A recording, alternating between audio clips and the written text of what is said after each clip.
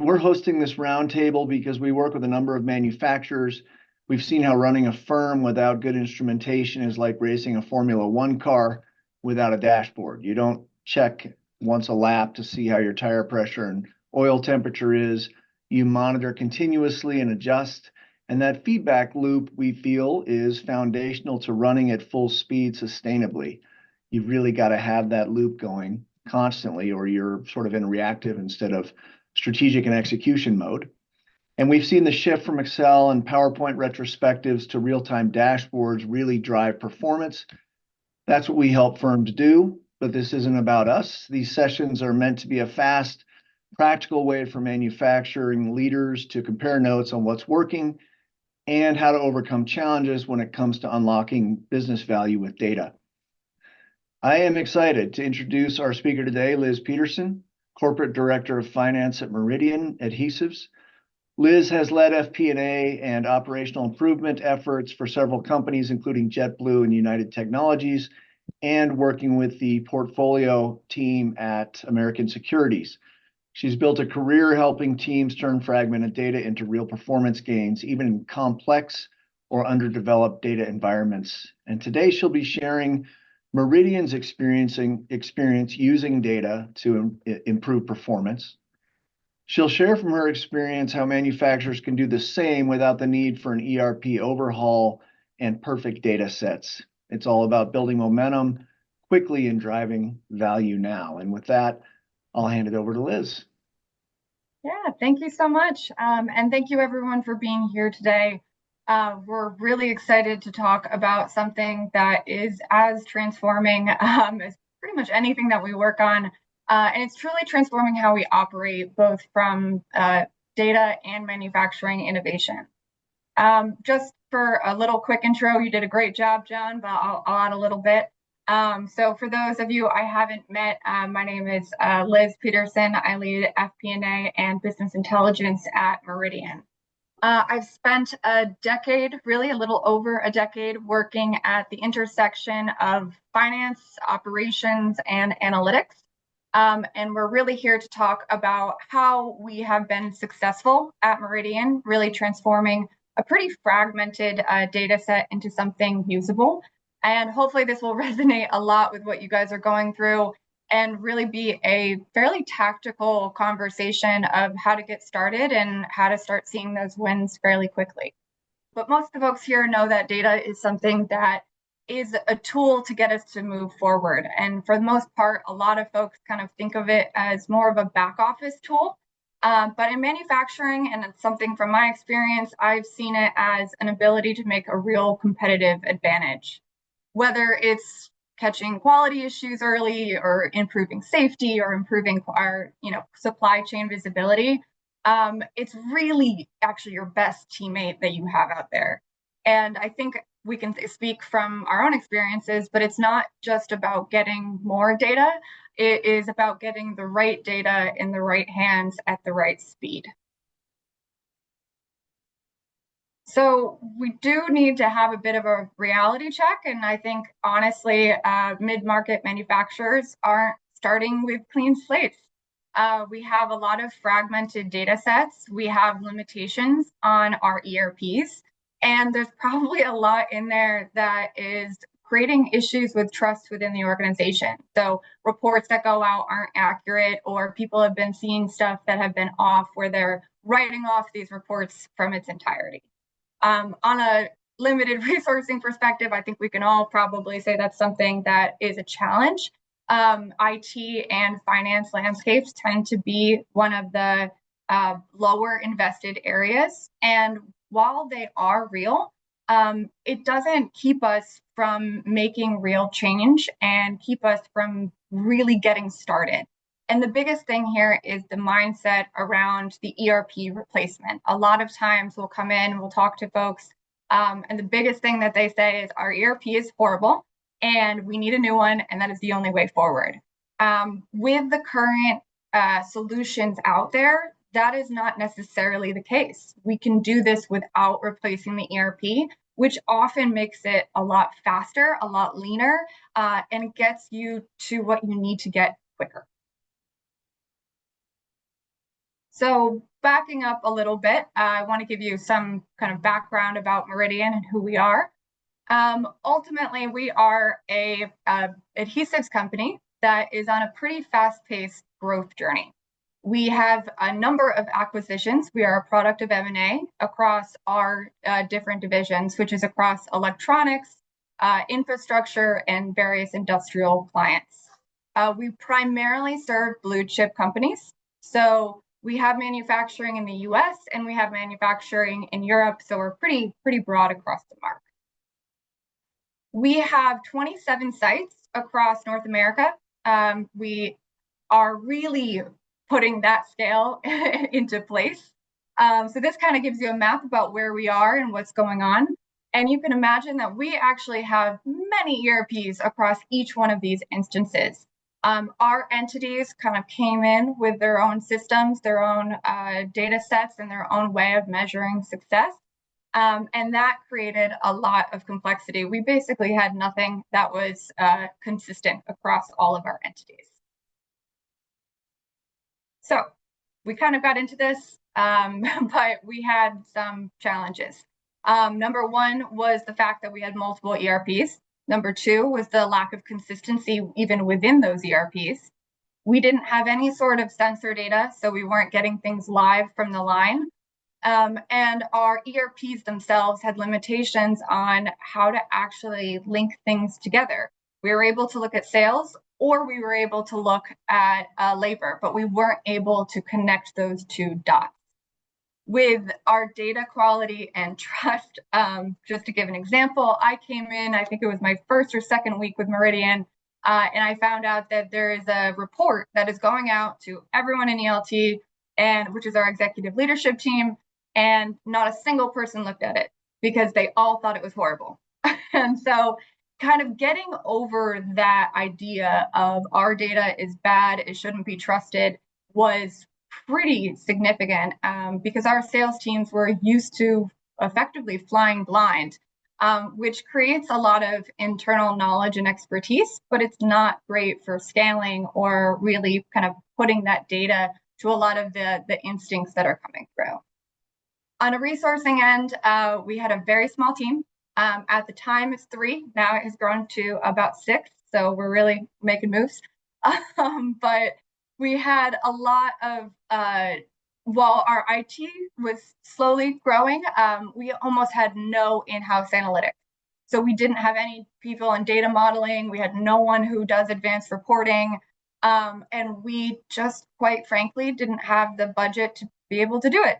There's a number of competing priorities. We had a lot of stuff going on. The data cleansing isn't exactly the sexiest project out there, and it tends to kind of knock down in its prioritization. So what we did, our goal was to create a centralized tool set.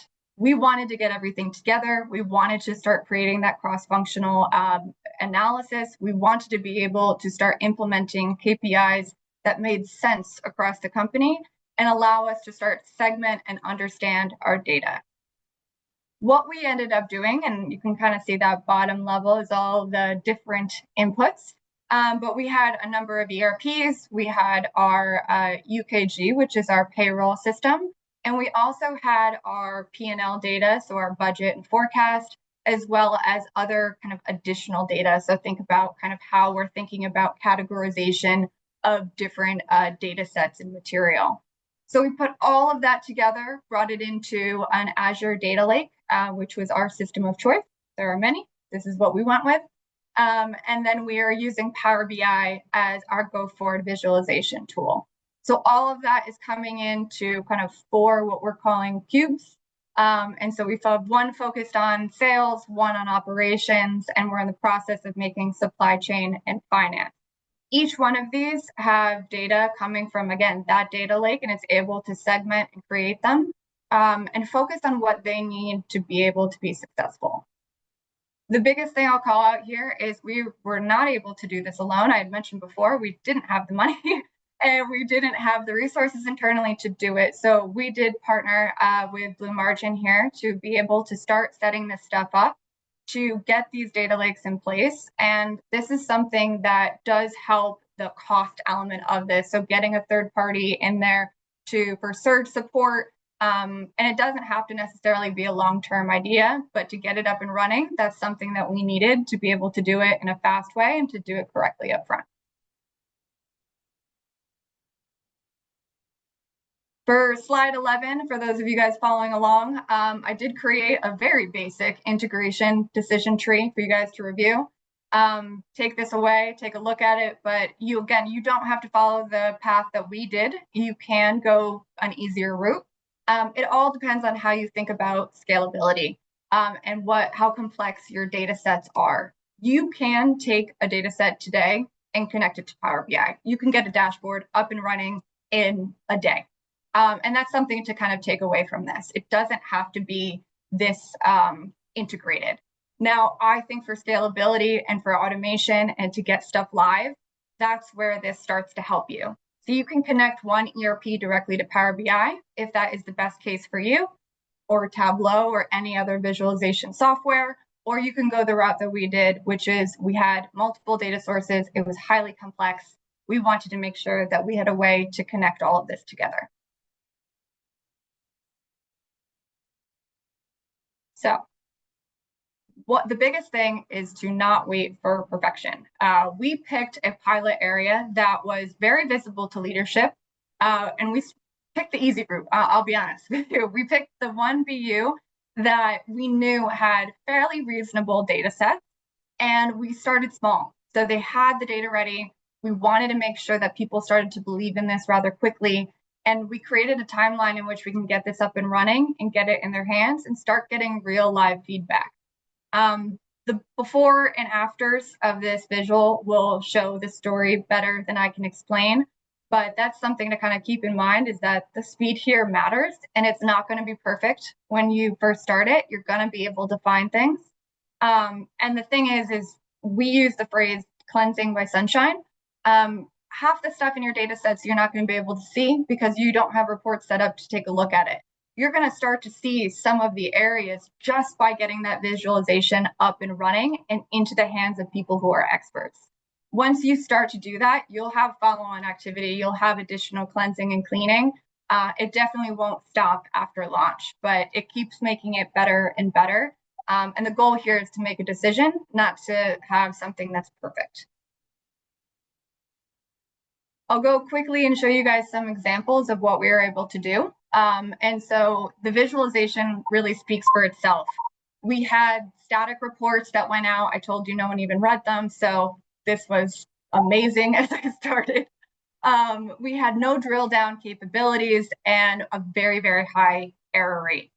What we turned this into, and this is only one example of it, was this live daily email that went out. It had comparisons to budget and forecast. It broke it down by entity, by a month to date check. It took a look at trend data. So how many orders are coming in? How many billings have we received? And it did a comparison and a visual indicator that really kind of sticks out. And what we were able to do is actually carve out, this is the entire view of our organization, but not everyone needed to see everything. It kind of muddied the water. So we were able to create custom reports that went out to each BU and to each salesperson that focused on their areas. So they would understand how they're doing in comparison to forecast and plan, and what really needs to happen as the month progresses. Once we were able to really focus on the revenue, and the revenue is where we chose to start with because that was a big thing that we wanted visibility into. We wanted to understand how customers were attriting. We wanted to understand different revenue changes. We wanted to really go after margin and go after growth. That was our choice. But everyone has a different issue, right? So as you think about it, maybe that is on-time delivery. Maybe that is labor usage. We had set up a number of different ones right after this about inventory. So as we think about expiration and inventory management, all of this is really easily creatable, and you can build upon these data sets with these tools. So as I mentioned before, we were able to connect multiple different systems and put all of the visualizations in one place. And the good part about this is the folks using it, now don't need to go to 4 different systems to understand the one scope of their business.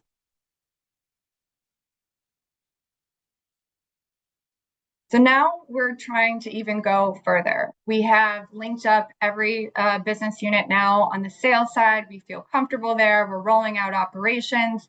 But as I mentioned before, we didn't have all of the data. Our ERPs aren't even capturing some data. We didn't have the capability of doing so. Now that we have the buy-in, and that pilot program, as I mentioned before, really got people on board. It got people excited. But we had some tough customers, I'll be honest, that were really, really doubtful of the success of this, who were then speaking our praises about what they were able to do with this data. So once we got that buy-in and we got that support, we were able to actually get more investment into these data sets, and we're able to put in place sensor-based data that is now being put on the shop floor. We'll send out the details after this session, but we're actually able to put these sensors within our shop and understand now operational bottlenecks, understand it by line, understand what's going through on a daily production, and get daily live data into the hands of the folks on the shop floor. So just to summarize, to kind of give you kind of the walking away portion of this, as you think about this, focus on number one, getting and understanding what your data initiatives are and what your business pain points are. And then using examples to understand where, if you had the reporting, if you had better visibility, how could that have prevented loss or created value?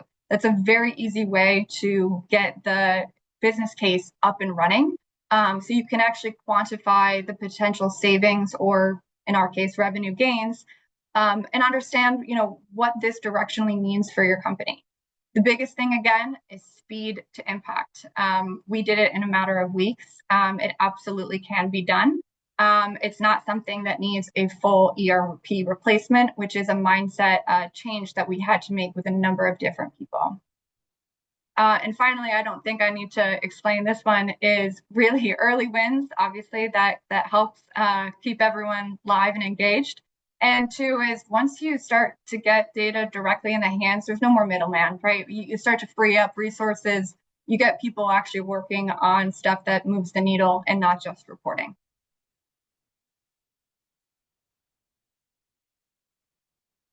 Drive and change. I do want to take a couple minutes to talk about what makes this stuff successful. The dashboards are beautiful, they're great, but that isn't necessarily all that drives change. So the biggest thing I would say that I've learned from it is really getting that engagement early and getting that engagement consistent. So we not only engaged leadership, but we engaged all aspects of the organization to ensure that they were involved in the design process, so they felt like this was their own.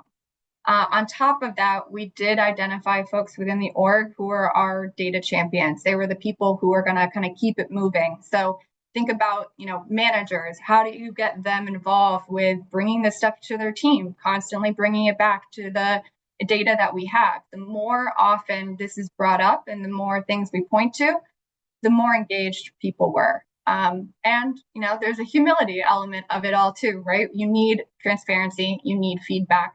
Everything that you put forward is not going to be immediately loved. We needed to do some revision as we started working through it, because the reality is each of our businesses is a little different, and we needed to make sure that we are capturing their needs up front first.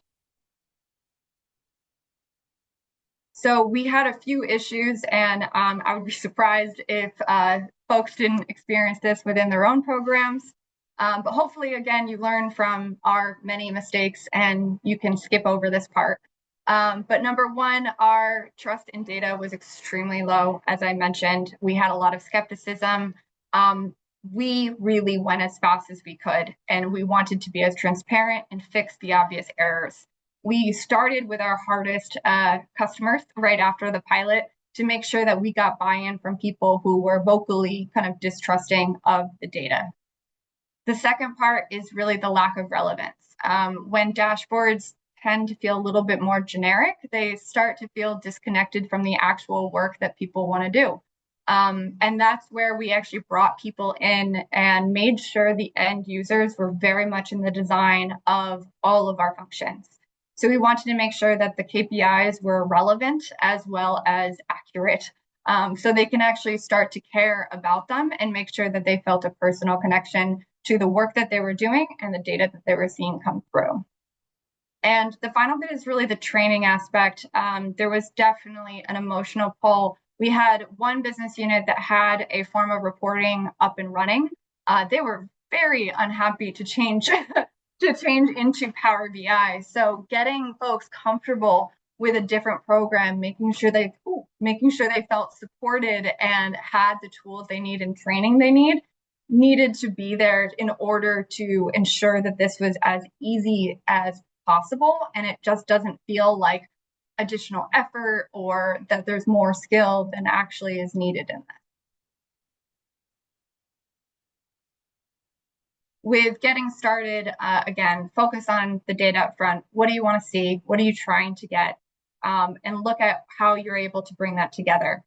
The integration is important for those of you who want to use either a direct connection or a data lake. Start to think about how you'll bring that together and what does the overall infrastructure look like.